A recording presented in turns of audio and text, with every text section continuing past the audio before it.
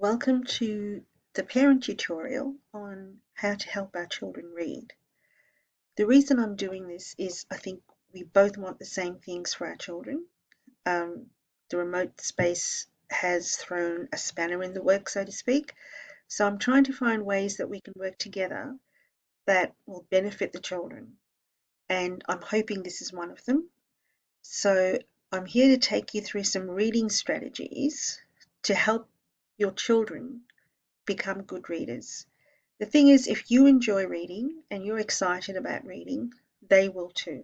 And I know some people don't like reading, so maybe fake it, I don't know.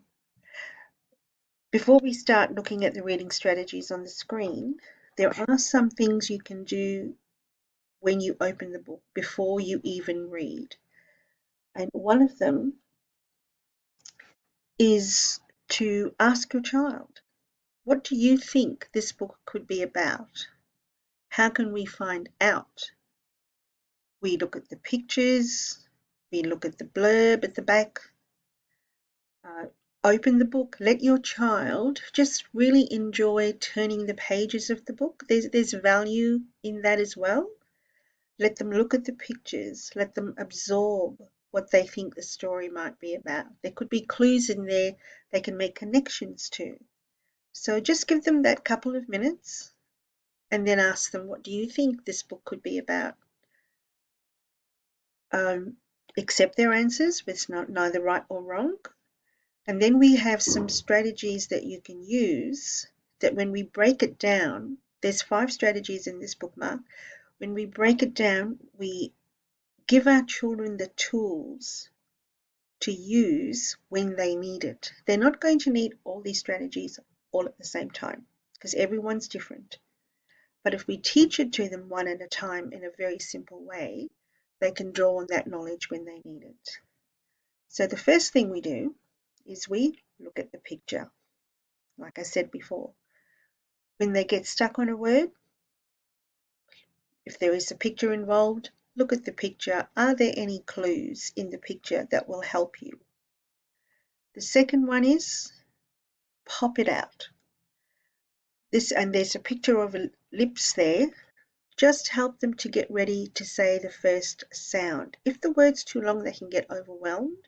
So just get them to look at the first letter or the first 2 letters and get their lips ready to make that sound. It could be a bl or a pr or a st, and then they can stretch it out and try and get the word.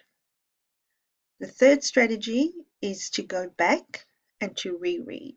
They will know when it doesn't make sense. If they don't, you can prompt them.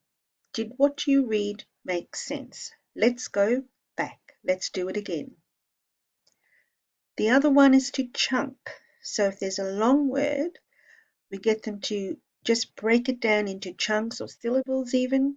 So what chunks or little words can you see? So you can use your fingers to cover the word like that.